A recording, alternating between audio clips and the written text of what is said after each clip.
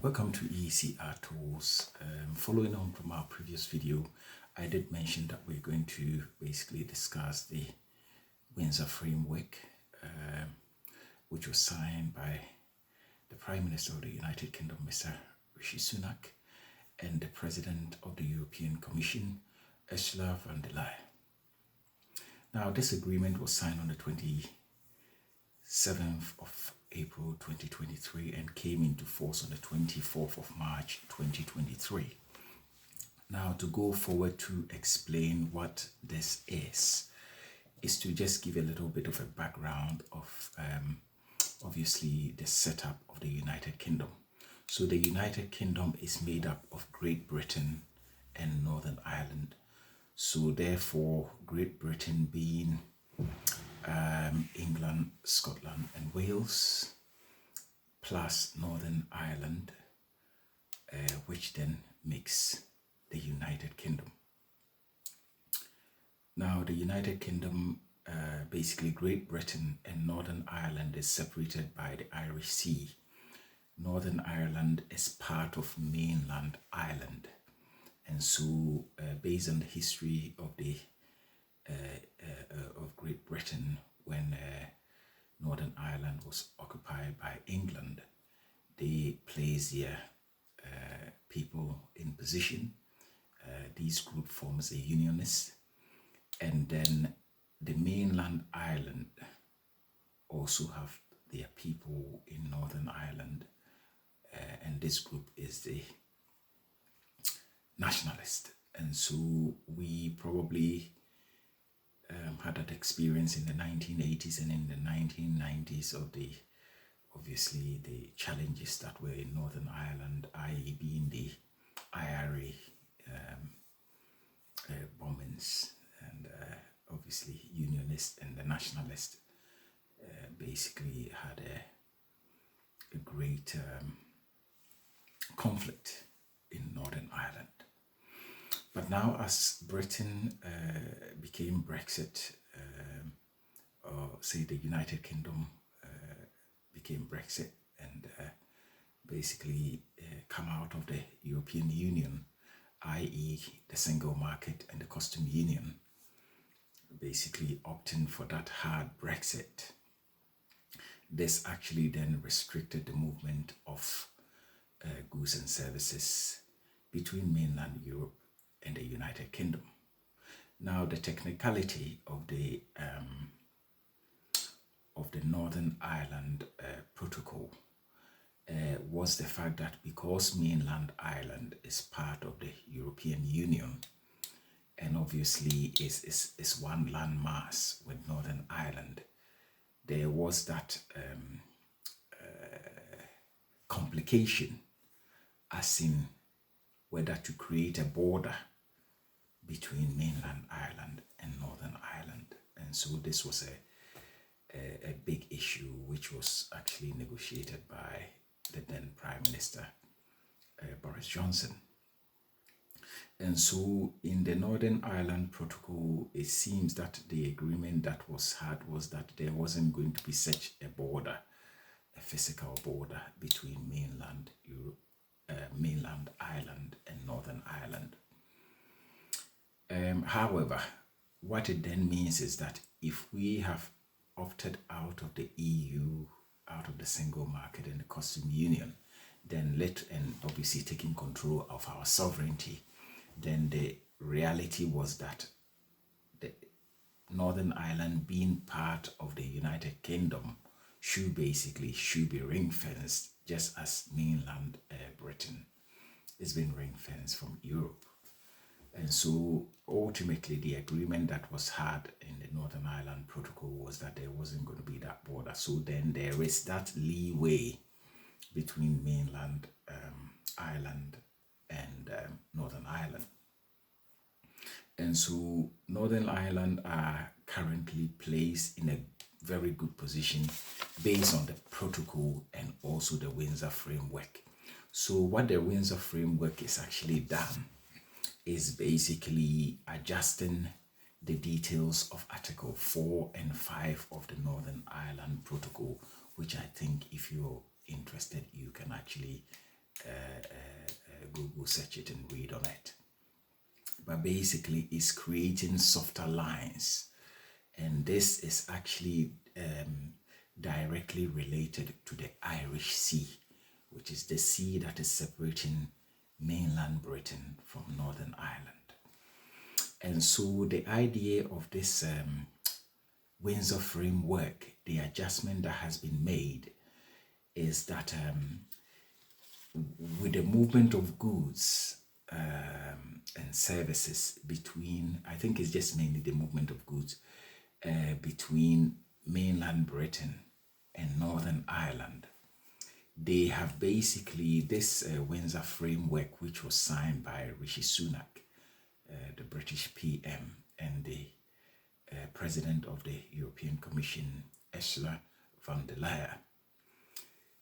Basically it creates an opportunity. Basically, it's like to soften the lines of the relationship between Britain and Europe. And so by signing this agreement, what they've basically done is that they've created green lines and red lines for goods moving between mainland Europe, mainland Britain and Northern Ireland, basically in the Irish Sea. So the green lines have been created in such a way that when goods are moving from mainland Britain into Northern Ireland, there are certain goods that are actually destined for Northern Ireland. So they are not actually supposed to go into Northern Ireland and then find its way into mainland Ireland, which then means that the goods have actually passed into the section of the European Union. So the green lines are there for goods that are passing from mainland Britain into Northern Ireland, being the destination of those goods being in Northern Ireland and not going any further. So the green lines basically removes all the red tapes, and so that these goods are able to move freely from mainland Britain into Northern Ireland, and I guess vice versa. So when you have goods also coming from Northern Ireland into mainland Britain, then obviously this provision is there to allow that free movement. The red lines are basically goods that obviously this treaty or this Windsor Framework classify as goods at risk. So there are certain goods that may move from mainland Britain into Northern Ireland, but then there is that risk that the destination of those goods are not for Northern Ireland, that these goods could then pass through into mainland Ireland, which then means that those goods have then escaped into the European Union zone. And so this framework, this Windsor Framework, the details of it is basically adjusting the Article 4 and 5 of the Northern Ireland Protocol, and thereby creating these red and green lanes. And so with the green lanes, as I mentioned before, there isn't any bureaucracy. These goods are able to move freely. However, the goods that are classified or placed in the red lane are goods that are at risk of escaping and such. And as such goods would then come under the sort of this regulation of obviously tracking the movement, and obviously those goods going through the normal new restrictions that has come about as a result of the United Kingdom exiting the European Union through the BREXIT. And so in a nutshell, that is what it really means, this Windsor Framework, which was signed on the 27th of February 2023 and came into action on the 24th of March 2023. I mean, the reality is that obviously it physically, in terms of the agreements were signed on the 24th of March, but in terms of its full activation, that actually started on the 1st of October 2023. And so this actually gives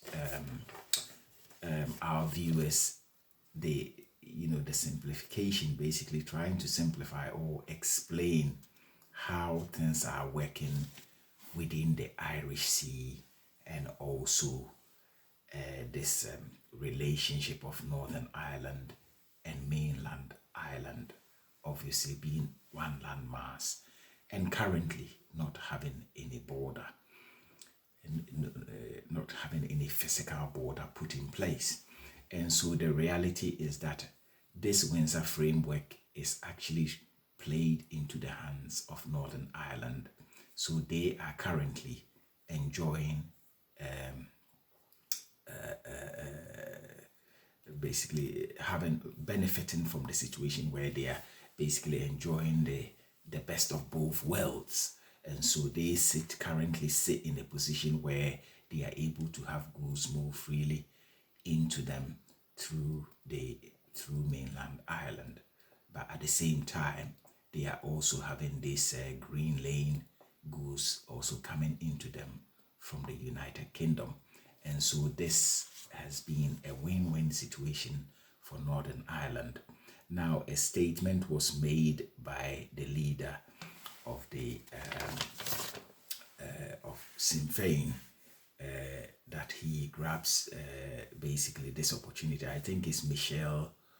Is it Michelle O'Neill? Yeah, the leader of the Sinn Féin has basically said that he welcomes this Windsor Framework opportunity, and he is grabbing it with both hands on the basis of the fact that this is a very beneficial win-win situation for Northern Ireland in that unique position where they are. There is some sort of opposition from the unionist side. They think that this kind of opportunity is probably sort of weakening their position with mainland Britain. But in a nutshell, that is the meaning of the Windsor Framework. It does also go on to mention the, I think the Stormont break, goods coming in from the EU to Northern Ireland. Okay.